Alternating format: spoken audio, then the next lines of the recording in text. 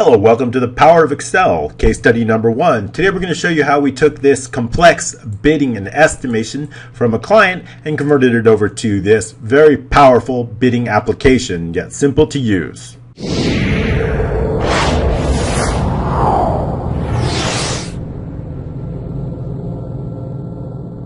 Okay, great. Let's get started. I had a customer purchase one of the labor burden calculator applications of mine. And basically the purpose of this application is to allow managers and owners of companies to be able to quickly evaluate their actual hourly cost of an employee. And basically what this does is it takes into consideration whether they're an hourly or salary employee. It adds in any additional costs such as workers' compensation, liability insurance, paid time off, any type of benefit, and then it calculates basically an hourly cost. With and without overhead. And what my customer had requested is they have a large security company, and that security company, they do large estimates all over the country, and they employ security people to go out around the United States, and they may have contracts for a year or multiple years with literally thousands of employees. And now this application does come with the scenarios version. However, it's relatively limited for normal companies with just a few employees. However, they were looking for something more robust, and they had sent me an application that they were using in Excel, which was incredibly confusing. This is what they had sent me, and basically it had some model for price realization. It was 4 different sheets, and basically what they were trying to do is they had multiple hours proposed.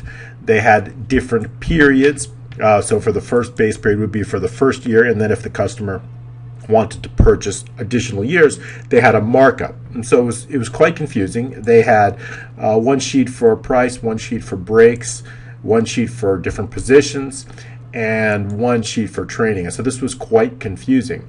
So they had multiple problems and multiple issues. And here's the issues that they were going over. They were creating complex bids, and their bids were time consuming. They would take hours and sometimes days to create these bids, and they were doing many a month, so it was extremely time consuming. They were also typing in the same information over and over again. They had specific items such as security equipment, such as training equipment, and they were typing it over and over again in multiple sheets, and it was they were losing time. They were also unable to easily look up and modify previous bids. They would do one bid for an account, and then they would have to pull up the old one and locate it, and it was difficult to copy over information for new bids or to modify older bids.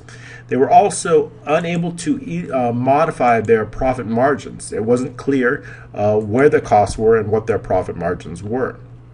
As well, they were also unable to create bids quickly, and it often took days. So they came to me and they said, can I create a solution using Excel? And I know the power of Excel, and I was happy to take care of that for him. And I'll show you what I had created for them. Alrighty, so this is the completed application, what I did for them. And this is a customized version of the labor burden calculator. And as you can see here, I've removed the scenarios, and I've given them something called bids, in which they can create or view bids. They have a list of bids, and then they have the ability to update their expense item list, and I'll go through that with you. So if we click on the create bids, you see the job bids screen here. Basically, they have the ability to give each bid a name, write down some details from it, create it on date, and when it was last updated. They have the ability to enter items here, and the items can be either a labor or expense. And if it's a labor expense, they can put it in here, and then automatically the drop-down list will be variable based on the items and the employees or the employee types that they have set in the labor burden. So if they select a specific labor type, the cost, the actual hourly cost from the previous screen from the label will come up. Now if it's an overtime cost, they just click once here or double click, and then that'll automatically it'll update to the overtime rate, so they can select whether it's regular time or overtime.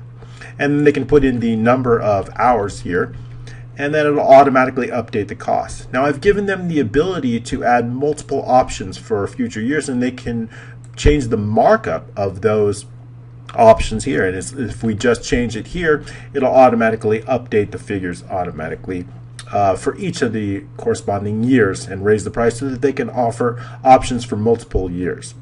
If it's an expense item, they can select that type of item here, and then the drop-down list changes based on the expenses. And here they can put in any type of expense they have, and then the description will come up, and then an amount for that expense they can put in here. So they can quickly see all of their hours, all of the total hours, all of the markup, the total expenses right away. They also get a breakdown of their expenses by type, whether it's labor or expenses here.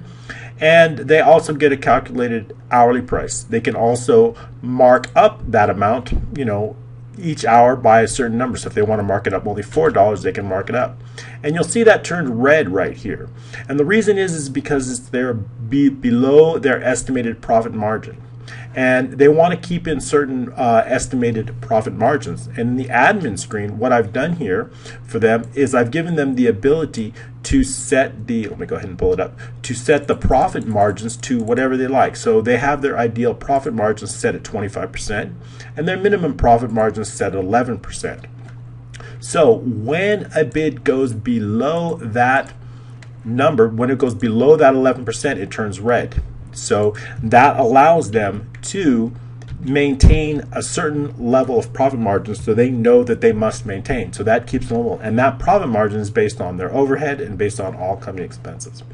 They can go to the previous bid, they can save or update a bid, and you'll see expenses by type update. They can email the bid, simply click the email, and it'll attach in a PDF the entire bid. So if we pull it up, we'll see a printout of that PDF. And I'll go ahead and pull it. So they have in a PDF form so they can quickly mail it to anybody they might want to. And the subject is based on the variable bid name here, so they always have the bid name as well. And they can also go to previous bids and last bids simply by selecting the previous bid. Or they can go to any bid number just by entering it, it'll go to the bid. And we only have one bid here. But if we were going to create a new bid, we just click Create New, and it'll say the bid's been saved. And we just enter a test bid name, and we can go ahead and put in labor, and we'll just select any item and put in. And then we'll go ahead and put in one expense, just so we can see. And basically, they have the ability to very quickly create bids now. What took them hours and days now literally takes minutes for them to create a bid. And simply they click Save and Update. And our next bid is going to be bid number 3. We can go back to view bid number 2, back to view bid number 1. And as well, if they want to see a list of their bids they created, they just go to List of Bids here. And all the bids that have been created are here in this list. And here they can get a table view of them, and it shows the hourly markup and percentage overhead. And they can also open any selected bid simply by clicking on the item and then click Open Bid, and it'll open it from there. And here's the bid. Bid number 3 is the one we just worked on. You can also update it at any time, any bid if you want, simply by selecting an item, making a modification if you like, and then just clicking the Save Update button. And that'll automatically save it, and then we'll have an updated date as well. We can also update the expense list. Now there is a list of expenses that we can put in bids, and I've given them the ability to go to this, and we have a list of items, we have a list of descriptions, the expense type. This is helpful when they want to track expenses by type. You saw that pie chart there. We can also set a default quantity, a default item cost as well. So if we were going to enter training basic, it would automatically go to these defaults in a bid.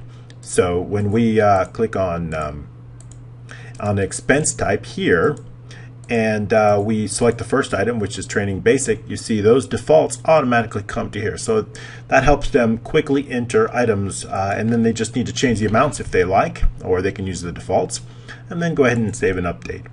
And that's pretty much it. I hope you have found this case study very helpful. As you can see, the true power of Excel is far more than just a spreadsheet. Thank you very much for joining me.